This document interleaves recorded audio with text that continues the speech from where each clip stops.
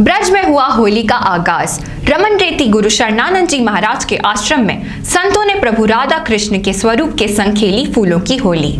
17 तारीख को महावन स्थित गुरु शरणानंद जी महाराज के आश्रम में काशनी गुरु शरणानंद जी महाराज के साथ संतों ने प्रभु राधा कृष्ण के स्वरूप के संग फूलों की होली खेली। 4 दिवसीय गोपाल जयंती महोत्सव का समापन होली के साथ किया गया, जहां पर हजारों की संख्या में मौजूद श्रद्धालुओं द्वारा इस होली का भरपूर आनंद लिया गया। इस दौरान पंडाल में मौजूद श्रद्धालुओं ने फूलों की होली के साथ वहां हो रहे रास का आनंद भी लिया और राधा कृष्ण की अद्भुत लीला के दर्शन कर खुद को धन्य किया। इस उत्सव में शरणानंद जी महाराज, रमन रेती आश्रम, श्री श्री 1008 गुरु शरणानंद जी महाराज, रमेश भाई ओझा, स्वामी स्वरूपानंद जी, अधिकारी जी महाराज, श्याम सुंदर दास जी महाराज। इस बार यहाँ पर रंगों की होली नहीं हो सकी और कोविड-19 के मद्देनजर किसी भी प्रकार के रंगों से होली खेलने की अनुमति नहीं दी गई।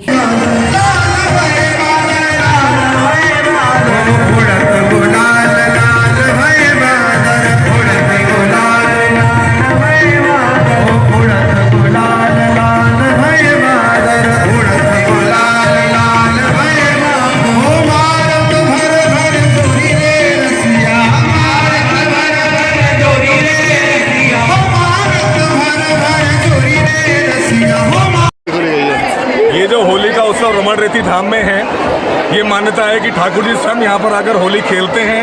ये रमन रेती धाम में श्री गुरु काशनी गोपाल जयंती महोत्सव के अंतिम दिवस पर ये होली का आयोजन होता है। इस बार 90वीं जयंती का कार्यक्रम मनाया जा रहा है, जिसमें विश्व विख्यात संत बाबा रामदेव, रमेश भाई ओझा और भी गोविंद गिरी जी जो हमारे राम जन्मभूमि ट्रस्ट के कोषाध्यक्ष हैं, सभी संत यहाँ पधारे और यहाँ पर आकर उन्होंने उत्सव में आनंद लिया।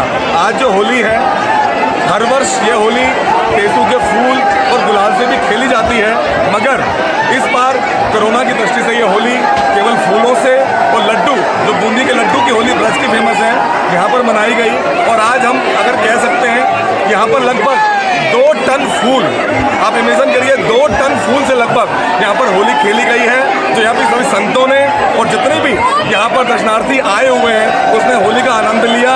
पूरी व्यवस्था से सभी लोग बैठे रहे और होली का आनंद रमन रेती धाम के अलावा ऐसा कहीं नहीं मिलता। ये ब्रज की होली की शुरुआत में पहली होली है जो रमन रेती धाम की होली है। आज आपने होली का आनंद लिया, किस तरीके का आनंद आया? मेरी आज तक 40 साल की उम्र है, उसमें मुझे लगता है मैंने पहली बार होली का आनंद लिया है और शुक्र है गाने का और इन लोगों का जो मुझे लेकर आए और बरसाने की होली सुनी थी, वृंदावन में आकर आज रास उछाली और इसकी कोई तुलना नहीं है, कोई मैं बता ही नहीं सकती। ये अनुभव हर इंसान को करना चाहिए।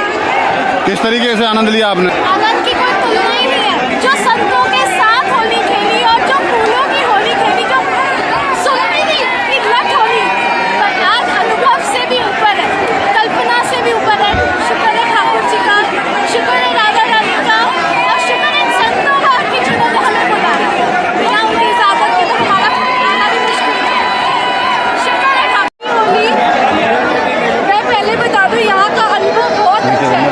मैंने यहाँ पर पहली बार लड्डू खाते हैं, मोतीचूर के लड्डू की होली करते हैं और आज कोरोना की वजह से हमें रंग की हरी होली नहीं दे रहे, हमें फूलों की होली। कैसा लगा होली खेलकर? बहुत मजा आया, बहुत आनंद आया। महाराज जी के साथ अलग ही अनुभव है होली में। आज रमन रेती में मनाई गई है, किस तरह से आनंद रहा है और किस तरह से देखते हैं आप? ये आनंद तो माय डियर तुम लोगों ने अपनी आंखों से देखा, मैं क्या वर्णन करूं। ये तो शब्दातीत आनंद है, रस है। श्री कृष्ण का नाम है रस।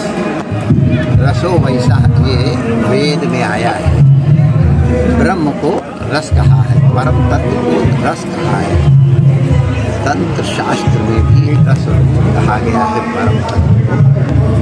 हम में वो रस तत्व सब में विद्यमान है, सब में विद्यमान है, लेकिन वो आवृत है।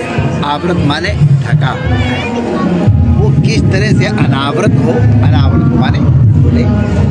और फिर हमको आनंद या रस कहीं और से लाना नहीं है, वो हमारा स्वरूप ही है, हम में है। तो यहाँ संतों के आशीर्वाद से, ठाकुर जी के लीला दर्शन से, कीर्तन करने से जितनी देर के लिए भी सही वो आवरण निवृत्त हुआ, और जब आवरण निवृत्त हुआ तो हमारा जो रस रूप है अपने आप प्रकट हो गया। हमको कहीं से इम्पोर्ट या लाना नहीं पड़ा, किसी ने डाला नहीं। और जब वो आनंद का उद्रेक जागृत होता है तो माय डियर फिर हमको नाचना पड़ता नहीं है, हमारी चाल अपने आप नाच हो जाती है। हमको गाना नहीं पड़ता है, जो कुछ भी हम कहते हैं वो सबका सब आनंद रूप हो जाता है, कविता रूप हो जाता है। हमारी प्रत्येक क्रिया कृष्णमयी होकर रसरूपिणी हो जाती है। भगवान सबको अपना रंग प्रदान करते हैं। भगवत रंग कहो या अनुराग कहो, अनुराग माने राग माने रंग, रंजन। अनुरक्त करते हैं माने रक्त या अपने रंग में हमको रंग लेते हैं, या हम और वो एक रंग में सराबोर हो जाते हैं। हमारे वेदांत वाले इसको अद्वैत कहेंगे और हम लोग इसको भगवान के साथ तद्रूप हो जाना कहेंगे। शुरू में तदीयता माने एक कृष्ण है जिसमें ये गुण है वो होता है। जब कन्हैया सामने आ गए, उनकी लीला हमने देखी तो हो गया अरे हम तदीयता माने हम तो तुम्हारे हैं, माने कृष्ण तो मेरा है, मैं कृष्ण हूँ। और यही अभेदा अनुभूति परमानंद की अनुभूति है। होली में हमको यही प्राप्त करनी है। सभी आपके दर्शकों अनुरक्त हों, अनुरंजित हों, भगवान का रंग आपके ऊपर बरसे, आपकी आँखें कृष्ण का रंग देखें, आपके कान कृष्ण का नाम सुने। जहाँ भी कोई स्पर्श करे कृष्ण रूप हो, माने हमारी समस्त क्रियाएं। ये योग जंगल में या गुफा में बैठ के करने वाला नहीं है, खेत में भी हो सकता है और सीमा पर भी हो सकता है, चूल्हे में भी हो सकता है और चौके में भी हो सकता है, विद्यालय में भी हो सकता है। ऐसी कोई जगह नहीं जहाँ ये योग नहीं हो सकता है। इस योग के लिए केवल एक आवश्यकता है, कृष्ण के साथ युक्त अनुभव करो। युक्त तो हो ही, लेकिन उससे जो वियुक्त की अनुभूति है, जो तुमको दुखी कर रही है, वो दूर हो जाए। जैसे ही तुम युक्त होगे वैसे ही मदीयता का भाव आ जाएगा, तुम्हारी समस्त क्रिया योग होगी। रंगी और सदा युक्त रहती है। जब भी आओ यहाँ हमेशा वही रंग, वही रस है।